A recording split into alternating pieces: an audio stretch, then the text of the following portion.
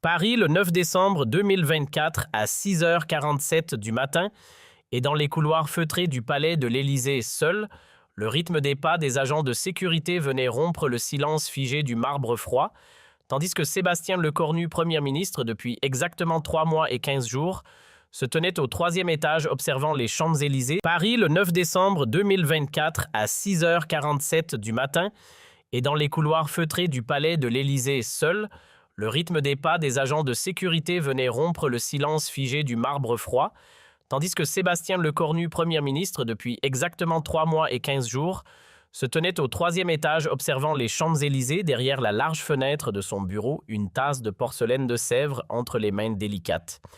Attention offerte par Emmanuel Macron lors de sa nomination. Savourant un café encore chaud sans se douter qu'un simple appel téléphonique attendu dans précisément 3h13 allait bouleverser non seulement le cours de sa propre existence, mais aussi celui de toute la République française. Et pourtant, à cet instant, rien ne laissait présager une telle rupture, puisque cette matinée suivait exactement le même rituel que les précédentes, depuis son entrée en fonction réveil à 5h30 dans son appartement officiel, consultation méthodique des dépêches de l'AFP, de Reuters et du Figaro, puis départ à bord d'une voiture blindée en direction de l'Élysée, une routine parfaitement réglée, presque mécanique. Mais aujourd'hui était différent. Aujourd'hui, le Parlement devait voter la confiance et savait déjà qu'il la perdrait. Les sondages étaient clairs, 78% des députés étaient prêts à censurer son gouvernement. Lecornu se préparait pour la réunion du cabinet qui commençait invariablement à 7h dans le salon doré de l'Élysée, quand son téléphone personnel vibra dans la poche intérieure de sa veste Hermès. Sur l'écran Samsung s'affichait « Numéro inconnu ». Dans des circonstances normales et selon le protocole de sécurité qu'on lui avait enseigné, il n'aurait jamais répondu à de tels appels. Et ce matin-là, il avait un sentiment étrange viscéral comme s'il attendait cet appel depuis des semaines. « Allô » dit-il de sa voix fatiguée mais immédiatement attentive. La voix qui venait de l'autre côté était familière, mais il n'arrivait pas à l'identifier, une voix d'homme âgé d'environ 50 ans avec un léger accent du sud-ouest.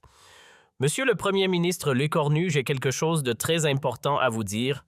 J'ai des informations qui pourraient radicalement changer la décision que vous vous apprêtez à prendre dans 3h13 exactement. » Le pouls de Lecornu accéléra instantanément. Qui que soit cette personne, elle avait non seulement accès à des informations très sensibles sur son emploi du temps, mais elle connaissait aussi l'heure exacte du vote de confiance. « Qui êtes-vous? Que voulez-vous? Comment avez-vous eu ce numéro? » Qui je suis n'est pas important pour le moment, monsieur le Premier ministre. Ce qui est important, ce sont les discussions secrètes de Marine Le Pen lors de la réunion extraordinaire de son parti hier soir à Digne. Elle sait quelque chose sur vous que vous ne savez pas encore, quelque chose que même vos plus proches collaborateurs ignorent. Lecornu sentit un frisson glacial lui parcourir l'échine. Marine Le Pen, la leader de l'extrême droite française, avait été étonnamment silencieuse ces derniers jours concernant la crise politique qui secouait le gouvernement. Cela ne lui ressemblait absolument pas. D'habitude, elle était la première à monter au créneau, à dénoncer, à attaquer. Ce silence était suspect. « Continuez, je vous écoute », dit Lecornu, sa voix maintenant plus ferme, plus contrôlée. « Monsieur le Premier ministre, savez-vous vraiment pourquoi le président Emmanuel Macron vous a nommé à ce poste il y a exactement 3 mois et 15 jours ? Ce n'était pas à cause de vos compétences remarquables en tant qu'ancienne ministre de la Défense, bien qu'elles soient indéniables et reconnues par tous. Ce n'était pas non plus à cause de votre loyauté légendaire envers sa personne. C'était parce qu'il savait avec une précision chirurgicale que cette crise politique majeure arriverait exactement à cette période. Cette révélation frappa Lecornu comme un coup de masse. Il se souvenait parfaitement de cette conversation avec Emmanuel Macron dans le bureau présidentiel, de la façon dont le président l'avait regardé avec une expression qu'il n'arrivait pas à comprendre à l'époque. Il y avait quelque chose dans ses yeux, quelque chose qui ressemblait à de la culpabilité. « Qu'est-ce que vous voulez dire exactement ?»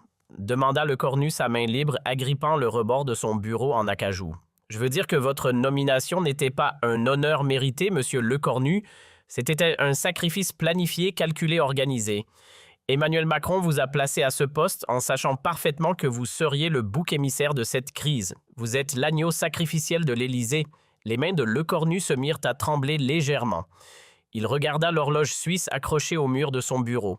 Dans exactement 3h08, Il devait faire face au Parlement pour le vote de confiance, un vote qu'il était absolument certain de perdre selon tous les décomptes, tous les sondages, toutes les analyses politiques. « Prouvez-moi ce que vous affirmez », demanda le cornu, sa voix maintenant plus dure, plus exigeante. « Vérifiez votre boîte e-mail professionnelle dans exactement 5 minutes, monsieur le Premier ministre. Vous y trouverez l'enregistrement intégral de la conversation entre Emmanuel Macron et son conseiller spécial Alexis Kohler qui a eu lieu la semaine précédant votre nomination dans le bureau présidentiel le 2 septembre à 20h. Écoutez-le très attentivement, chaque mot compte. » La ligne se coupa brutalement. Le cornu resta là, le téléphone Samsung à la main, fixant l'écran noir qui reflétait son visage inquiet. Son cœur battait si fort qu'il pouvait l'entendre résonner dans ses oreilles. Qui était cette personne mystérieuse? Comment avait-elle accès à de telles informations ultra confidentielles? Et surtout, disait-elle la vérité 5 minutes plus tard, exactement comme promis, un email arriva dans sa boîte de réception sécurisée du gouvernement. L'expéditeur était une adresse cryptée qu'il ne reconnaissait absolument pas. Il cliqua sur la pièce jointe audio avec des mains qui tremblaient maintenant visiblement. La voix familière de Emmanuel Macron résonna dans ses écouteurs. « Alexis, nous avons un problème majeur qui va éclater dans les 3 prochains mois. La crise économique va s'amplifier, les manifestations vont reprendre et l'opposition va nous attaquer de toutes parts. Nous avons besoin de quelqu'un de loyal mais remplaçable pour le poste de Premier ministre, quelqu'un que nous pourrons facilement blâmer quand les choses tourneront mal. Sébastien Lecornu est parfait pour ce rôle. » La voix d'Alexis Kohler répondit avec une certaine hésitation. « Monsieur le Président, n'est-ce pas un peu cruel? Lecornu vous a toujours été fidèle depuis le début de votre mandat. Il vous a soutenu dans tous vos choix, même les plus controversés. La politique n'est pas un jeu d'enfants, Alexis. Ce n'est pas un concours de popularité ou un club de gentlemen. Parfois, nous devons sacrifier nos amis les plus proches pour sauver le système, pour préserver l'État. Lecornu comprendra éventuellement et s'il ne comprend pas, eh bien, ce sera son problème. Mais, Monsieur le Président, cela signifie que nous sommes en train de manipuler un homme de confiance. Nous ne manipulons personne, Alexis. Nous faisons de la politique, nous protégeons la République et parfois cela demande des sacrifices. Lecornu aura eu l'honneur d'être Premier ministre de France pendant quelques mois. C'est déjà plus que ce que la plupart des politiciens peuvent espérer dans leur carrière. » Lecornu retira ses écouteurs d'un geste brusque, ses mains tremblant maintenant de rage pure et de sentiment de trahison absolue. 3 mois de travail acharné 18 heures par jour, 3 mois de loyauté absolue et aveugle, 3 mois à défendre les politiques de Emmanuel Macron, même quand il avait des doutes personnels, même quand sa conscience lui dictait le contraire. Tout cela n'était qu'un mensonge élaboré, une manipulation sordide, une trahison calculée. Il se leva de son fauteuil ministériel et commença à faire les 100 pas dans son bureau, ses chaussures italiennes claquant sur le parquet de Versailles. La colère montait en lui comme une marée noire. Comment avait-il pu être aussi naïf? Comment avait-il pu faire confiance à Emmanuel Macron à ce point? Il regarda à nouveau l'horloge, et dans moins de 3 heures, il devait faire face au Parlement, aux caméras, aux journalistes, à la France entière. Mais maintenant, absolument tout avait changé. Il n'était plus le Premier ministre loyal qui allait accepter sa défaite avec dignité et élégance. Il était un homme trahi, humilié, manipulé, qui avait des comptes très personnels à régler. Son téléphone officiel sonna. L'écran affichait « Président de la République Emmanuel Macron en personne ». « Sébastien, mon cher ami, êtes-vous prêt pour ce matin? Je sais que ce sera difficile. Je sais que c'est une épreuve terrible. Mais rappelez-vous que nous sommes dans le même bateau. Nous coulons ou nous survivons ensemble. » Lecornu prit une profonde inspiration, essayant de contrôler sa voix. « Oui, Monsieur le Président, je suis plus près que vous ne pourriez jamais l'imaginer. Parfait, parfait. Rappelez-vous, quoi qu'il arrive dans l'hémicycle, aujourd'hui, vous avez mon soutien total et inconditionnel. Je serai là dans la galerie présidentielle pour vous soutenir. »« Bien sûr, » dit Lecornu, sa voix devenant glaciale, « votre soutien total et inconditionnel comme toujours. » Après avoir raccroché, Lecornu s'assit à son bureau et ouvrit son ordinateur portable.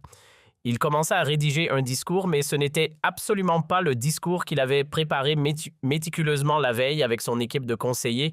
Ce n'était pas le discours humble et résigné d'un premier ministre acceptant sa défaite avec grandeur.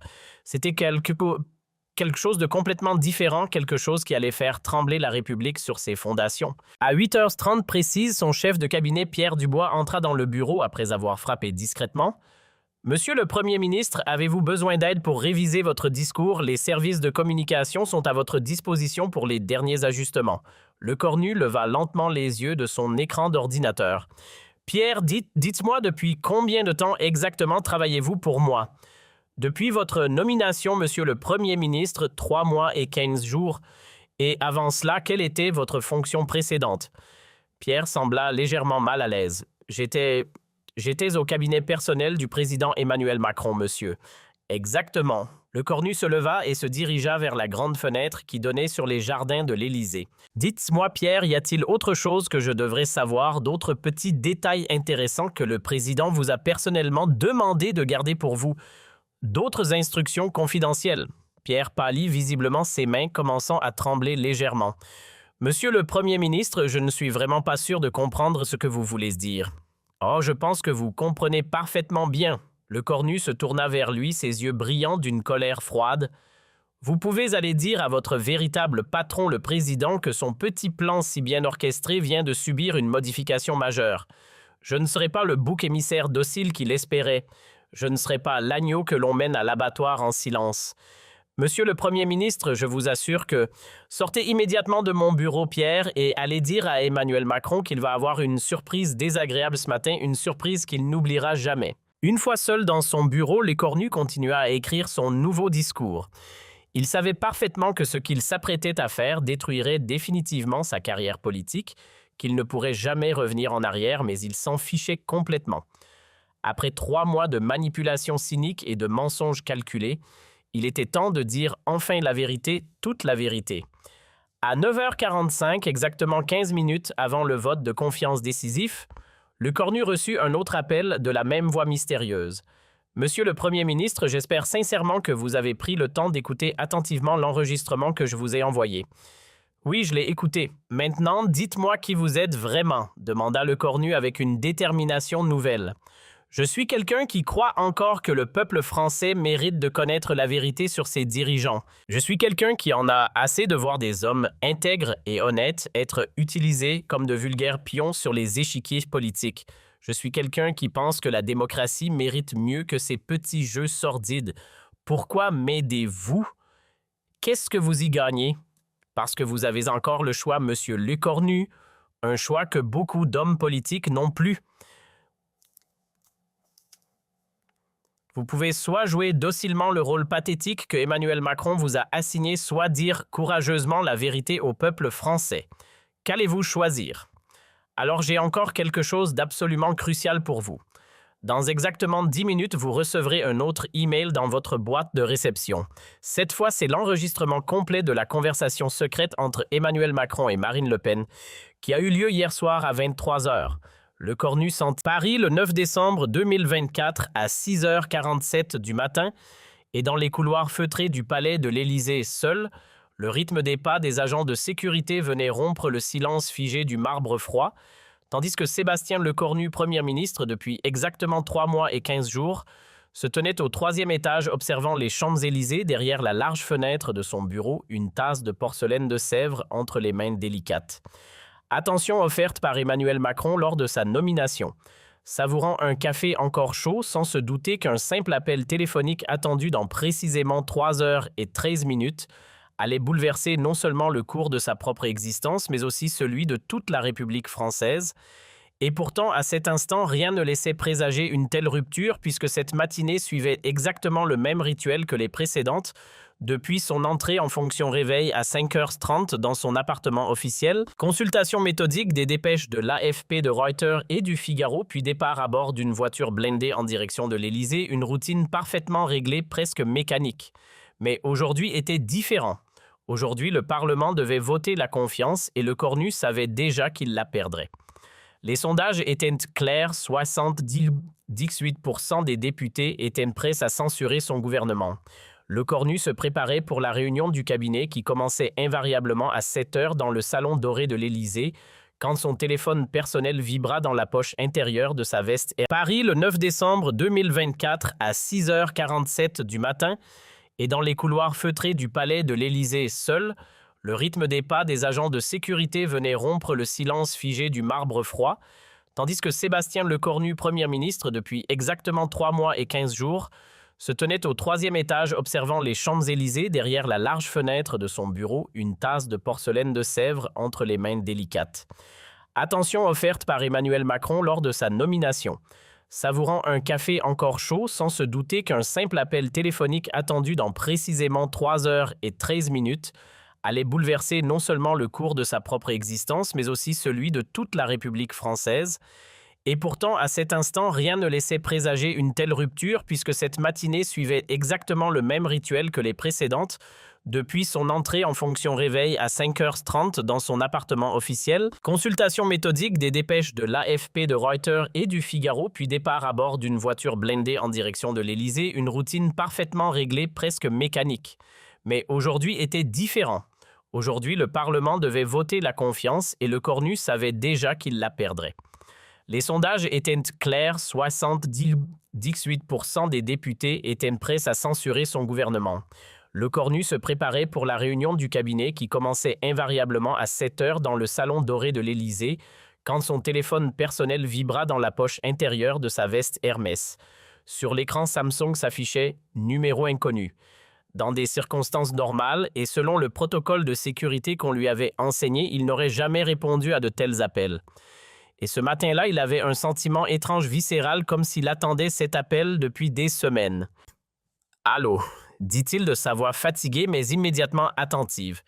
La voix qui venait de l'autre côté était familière, mais il n'arrivait pas à l'identifier, une voix d'homme âgé d'environ 50 ans avec un léger accent du sud-ouest. « Monsieur le Premier ministre Lecornu, j'ai quelque chose de très important à vous dire. J'ai des informations qui pourraient radicalement changer la décision que vous vous apprêtez à prendre dans 3 heures et 13 minutes exactement. » Le pouls de Lecornu accéléra instantanément. Qui que soit cette personne, elle avait non seulement accès à des informations très sensibles sur son emploi du temps, mais elle connaissait aussi l'heure exacte du vote de confiance. « Qui êtes-vous? Que voulez-vous? Comment avez-vous eu ce numéro? » « Qui je suis n'est pas important pour le moment, monsieur le Premier ministre. Ce qui est important, ce sont les discussions secrètes de Marine Le Pen lors de la réunion extraordinaire de son parti hier soir à Digne. Elle sait quelque chose sur vous que vous ne savez pas encore, quelque chose que même vos plus proches collaborateurs ignorent. » Lecornu sentit un frisson glacial lui parcourir l'échine. Marine Le Pen, la leader de l'extrême droite française, avait été étonnamment silencieuse ces derniers jours concernant la crise politique qui secouait le gouvernement. Cela ne lui ressemblait absolument pas. D'habitude, elle était la première à monter au créneau, à dénoncer, à attaquer. Ce silence était suspect. « Continuez, je vous écoute », dit Lecornu, sa voix maintenant plus ferme, plus contrôlée. « Monsieur le Premier ministre, savez-vous vraiment pourquoi le président Emmanuel Macron vous a nommé à ce poste il y a exactement 3 mois et 15 jours ? Ce n'était pas à cause de vos compétences remarquables en tant qu'ancienne ministre de la Défense, bien qu'elles soient indéniables et reconnues par tous. Ce n'était pas non plus à cause de votre loyauté légendaire envers sa personne. C'était parce qu'il savait avec une précision chirurgicale que cette crise politique majeure arriverait exactement à cette période. Cette révélation frappa Lecornu comme un coup de masse. Il se souvenait parfaitement de cette conversation avec Emmanuel Macron dans le bureau présidentiel, de la façon dont le président l'avait regardé avec une expression qu'il n'arrivait pas à comprendre à l'époque. Il y avait quelque chose dans ses yeux, quelque chose qui ressemblait à de la culpabilité. « Qu'est-ce que vous voulez dire exactement ?» demanda Lecornu, sa main libre, agrippant le rebord de son bureau en acajou. « Je veux dire que votre nomination n'était pas un honneur mérité, monsieur Lecornu. C'était un sacrifice planifié, calculé, organisé. Emmanuel Macron vous a placé à ce poste en sachant parfaitement que vous seriez le bouc émissaire de cette crise. Vous êtes l'agneau sacrificiel de l'Élysée. » Les mains de Lecornu se mirent à trembler légèrement. Il regarda l'horloge suisse accrochée au mur de son bureau. Dans exactement 3 heures et 8 minutes, il devait faire face au Parlement pour le vote de confiance, un vote qu'il était absolument certain de perdre selon tous les décomptes, tous les sondages, toutes les analyses politiques. « Prouvez-moi ce que vous affirmez », demanda Lecornu, sa voix maintenant plus dure, plus exigeante. « Vérifiez votre boîte e-mail professionnelle dans exactement 5 minutes, monsieur le Premier ministre. Vous y trouverez l'enregistrement intégral de la conversation entre Emmanuel Macron et son conseiller spécial Alexis Kohler qui a eu lieu la semaine précédant votre nomination dans le bureau présidentiel le 2 septembre à 20 h. Écoutez-le très attentivement, chaque mot compte. » La ligne se coupa brutalement. Le cornu resta là, le téléphone Samsung à la main, fixant l'écran noir qui reflétait son visage inquiet. Son cœur battait si fort qu'il pouvait l'entendre résonner dans ses oreilles. Qui était cette personne mystérieuse? Comment avait-elle accès à de telles informations ultra confidentielles? Et surtout, disait-elle la vérité? 5 minutes plus tard, exactement comme promis, un email arriva dans sa boîte de réception sécurisée du gouvernement. L'expéditeur était une adresse cryptée qu'il ne reconnaissait absolument pas. Il cliqua sur la pièce jointe audio avec des mains qui tremblaient maintenant visiblement. La voix familière de Emmanuel Macron résonna dans ses écouteurs. « Alexis, nous avons un problème majeur qui va éclater dans les 3 prochains mois. La crise économique va s'amplifier, les manifestations vont reprendre et l'opposition va nous attaquer de toutes parts. Nous avons besoin de quelqu'un de loyal mais remplaçable pour le poste de Premier ministre, quelqu'un que nous pourrons facilement blâmer quand les choses tourneront mal. Sébastien Lecornu est parfait pour ce rôle. » La voix d'Alexis Kohler répondit avec une certaine hésitation. « Monsieur le Président, n'est-ce pas un peu cruel? Lecornu vous a toujours été fidèle depuis le début de votre mandat. Il vous a soutenu dans tous vos choix, même les plus controversés. La politique n'est pas un jeu d'enfants, Alexis. Ce n'est pas un concours de popularité ou un club de gentlemen. Parfois, nous devons sacrifier nos amis les plus proches pour sauver le système, pour préserver l'État. Lecornu comprendra éventuellement et s'il ne comprend pas, eh bien ce sera son problème. Mais Monsieur le Président, cela signifie que nous sommes en train de manipuler un homme de confiance. Nous ne manipulons personne, Alexis. Nous faisons de la politique, nous protégeons la République et parfois cela demande des sacrifices. Lecornu aura eu l'honneur d'être Premier ministre de France pendant quelques mois. C'est déjà plus que ce que la plupart des politiciens peuvent espérer dans leur carrière. Lecornu retira ses écouteurs d'un geste brusque, ses mains tremblant maintenant de rage pure et de sentiment de trahison absolue. 3 mois de travail acharné 18 heures par jour, 3 mois de loyauté absolue et aveugle, 3 mois à défendre les politiques de Emmanuel Macron, même quand il avait des doutes personnels, même quand sa conscience lui dictait le contraire. Tout cela n'était qu'un mensonge élaboré, une manipulation sordide, une trahison calculée. Il se leva de son fauteuil ministériel et commença à faire les 100 pas dans son bureau, ses chaussures italiennes claquant sur le parquet de Versailles. La colère montait en lui comme une marée noire. Comment avait-il pu être aussi naïf? Comment avait-il pu faire confiance à Emmanuel Macron à ce point? Il regarda à nouveau l'horloge, et dans moins de 3 heures, il devait faire face au Parlement, aux caméras, aux journalistes, à la France entière. Mais maintenant, absolument tout avait changé. Il n'était plus le Premier ministre loyal qui allait accepter sa défaite avec dignité et élégance. Il était un homme trahi, humilié, manipulé, qui avait des comptes très personnels à régler. Son téléphone officiel sonna. L'écran affichait « Président de la République Emmanuel Macron en personne ». « Sébastien, mon cher ami, êtes-vous prêt pour ce matin? Je sais que ce sera difficile. Je sais que c'est une épreuve terrible. Mais rappelez-vous que nous sommes dans le même bateau. Nous coulons ou nous survivons ensemble. » Lecornu prit une profonde inspiration, essayant de contrôler sa voix. « Oui, Monsieur le Président, je suis plus près que vous ne pourriez jamais l'imaginer. Parfait, parfait. Rappelez-vous, quoi qu'il arrive dans l'hémicycle, aujourd'hui, vous avez mon soutien total et inconditionnel. Je serai là dans la galerie présidentielle pour vous soutenir. »« Bien sûr, » dit Lecornu, sa voix devenant glaciale, « votre soutien total et inconditionnel comme toujours. » Après avoir raccroché, Lecornu s'assit à son bureau et ouvrit son ordinateur portable. Il commença à rédiger un discours, mais ce n'était absolument pas le discours qu'il avait préparé méticuleusement la veille avec son équipe de conseillers. Ce n'était pas le discours humble et résigné d'un premier ministre acceptant sa défaite avec grandeur. C'était quelque chose de complètement différent, quelque chose qui allait faire trembler la République sur ses fondations. À 8h30 précises, son chef de cabinet Pierre Dubois entra dans le bureau après avoir frappé discrètement. « Monsieur le Premier ministre, avez-vous besoin d'aide pour réviser votre discours? Les services de communication sont à votre disposition pour les derniers ajustements. » Lecornu leva lentement les yeux de son écran d'ordinateur. « Pierre, dites-moi depuis combien de temps exactement travaillez-vous pour moi? » « Depuis votre nomination, Monsieur le Premier ministre, 3 mois et 15 jours. Et avant cela, quelle était votre fonction précédente? » Pierre sembla légèrement mal à l'aise. « J'étais au cabinet personnel du président Emmanuel Macron, monsieur. Exactement. Le cornu se leva et se dirigea vers la grande fenêtre qui donnait sur les jardins de l'Élysée. « Dites-moi, Pierre, y a-t-il autre chose que je devrais savoir, d'autres petits détails intéressants que le président vous a personnellement demandé de garder pour vous? D'autres instructions confidentielles ?» Pierre pâlit, visiblement ses mains commençant à trembler légèrement. « Monsieur le Premier ministre, je ne suis vraiment pas sûr de comprendre ce que vous voulez dire. »« Oh, je pense que vous comprenez parfaitement bien. » Le cornu se tourna vers lui, ses yeux brillants d'une colère froide. « Vous pouvez aller dire à votre véritable patron, le président, que son petit plan si bien orchestré vient de subir une modification majeure.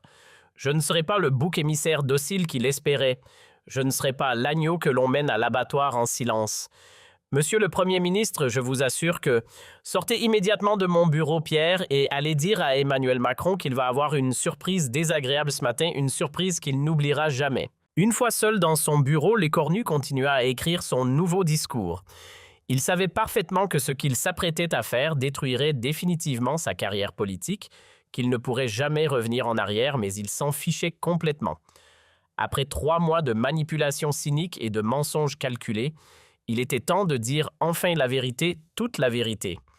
À 9h45, exactement 15 minutes avant le vote de confiance décisif, le cornu reçut un autre appel de la même voix mystérieuse. « Monsieur le Premier ministre, j'espère sincèrement que vous avez pris le temps d'écouter attentivement l'enregistrement que je vous ai envoyé. »« Oui, je l'ai écouté. Maintenant, dites-moi qui vous êtes vraiment, » demanda le cornu avec une détermination nouvelle. « Je suis quelqu'un qui croit encore que le peuple français mérite de connaître la vérité sur ses dirigeants. Je suis quelqu'un qui en a assez de voir des hommes intègres et honnêtes être utilisés comme de vulgaires pions sur les échiquiers politiques. Je suis quelqu'un qui pense que la démocratie mérite mieux que ces petits jeux sordides. Pourquoi m'aidez-vous? Qu'est-ce que vous y gagnez? Parce que vous avez encore le choix, monsieur Lécornu, un choix que beaucoup d'hommes politiques n'ont plus. Vous pouvez soit jouer docilement le rôle pathétique que Emmanuel Macron vous a assigné, soit dire courageusement la vérité au peuple français. Qu'allez-vous choisir? Alors j'ai encore quelque chose d'absolument crucial pour vous. Dans exactement 10 minutes, vous recevrez un autre email dans votre boîte de réception. Cette fois, c'est l'enregistrement complet de la conversation secrète entre Emmanuel Macron et Marine Le Pen qui a eu lieu hier soir à 23h. Le cornu sentit son estomac noué. Le genre d'accord qui garantit que Marine Le Pen ne présente pas de motion de censure contre vous aujourd'hui en échange de certaines concessions très précises sur les politiques d'immigration et de sécurité intérieure. Emmanuel Macron vous sacrifie publiquement, mais il s'assure aussi secrètement que son gouvernement ne tombe pas complètement. Vous êtes le sacrifice, mais le système survit. Le téléphone se tut et Lécornu resta là complètement stupéfait. Emmanuel Macron et Marine Le Pen, un accord secret. C'était au-delà de tout ce qu'il avait pu imaginer dans ses pires cauchemars politiques. 10 minutes plus tard, exactement comme promis, l'email arriva. Cette fois, l'enregistrement était plus court, mais infiniment plus révélateur et choquant. La voix de Emmanuel Macron fatiguée mais déterminée. « Marine, nous avons absolument besoin de votre coopération pour la journée de demain. L'avenir de la stabilité politique en dépend. » Marine Le Pen froide et calculatrice. Et en échange de cette coopération, qu'est-ce que j'obtiens concrètement? En échange, nous nous engageons à discuter sérieusement de certaines de vos propositions sur l'immigration européenne et les contrôles aux frontières. Des discussions officielles, pas des promesses en l'air. Et qu'est-ce qui arrive à Lécornu dans tout ça? Lécornu sera sacrifié publiquement exactement comme nous en avons convenu la semaine dernière. Vous aurez votre victoire symbolique très médiatisée. Vous pourrez dire à vos électeurs que vous avez fait tomber le gouvernement Macron, mais le système de gouvernement survivra. Tout le monde y gagne. Parfait. Dans ce cas, le Rassemblement national s'abstiendra lors du vote de confiance. Nous ne voterons ni pour ni contre. Cela vous donne la majorité nécessaire pour survivre. Merci Marine, c'est exactement ce dont nous avions besoin. Et Lécornu ferma brutalement son ordinateur portable, la colère le submergeant complètement. Non seulement Emmanuel Macron l'avait trahi de la façon la plus cynique possible, mais il avait aussi fait un marché sordide avec l'extrême droite, tout cela dans son dos, tout cela en utilisant sa loyauté et sa confiance comme monnaie d'échange politique. Il regarda l'horloge murale exactement 2 minutes avant d'entrer dans l'hémicycle de l'Assemblée nationale, 2 minutes avant de changer définitivement l'histoire politique de la France. Il prit son téléphone personnel et envoya un message identique à tous les grands médias français, Le Figaro, Le Monde, Libération France, Inter, BFM, TVLCI. Conférence de presse extraordinaire et exclusive immédiatement après le vote de confiance à l'Assemblée nationale. Révélation majeure et inédite sur la crise politique actuelle. Document à l'appui. Il prit sa veste, ajusta sa cravate et se dirigea d'un pas déterminé vers l'Assemblée nationale. Son nouveau discours explosif en main, le cœur battant à tout rompre mais l'esprit parfaitement clair. Dans l'hémicycle de l'Assemblée nationale, l'atmosphère était électrique et tendue. Les 577 députés étaient tous présents, un fait rarissime dans l'histoire parlementaire française. Les journalistes avaient pris place dans les tribunes de presse, leurs caméras braquées sur la tribune. Emmanuel Macron observait depuis la galerie présidentielle, apparemment confiant dans son plan machiavélique. Lecornu monta lentement à la tribune officielle. Il regarda d'abord Emmanuel Macron dans la galerie, puis les députés dans leurs sièges, puis les caméras qui transmettaient en direct dans toute la France et même à l'international. « Mesdames et messieurs, les députés de la République », commença-t-il sa voix claire, ferme et parfaitement contrôlée, « je me présente devant vous aujourd'hui non pas pour défendre un gouvernement condamné d'avance, mais pour révéler enfin la vérité sur la manipulation cynique et sordide dont nous avons tous été victimes. » Un murmure de surprise parcourut immédiatement l'Assemblée. Ce n'était absolument pas ce qui était prévu dans le protocole. Dans la galerie présidentielle, Emmanuel Macron se redressa brusquement, l'inquiétude et la panique devenant visibles sur son visage.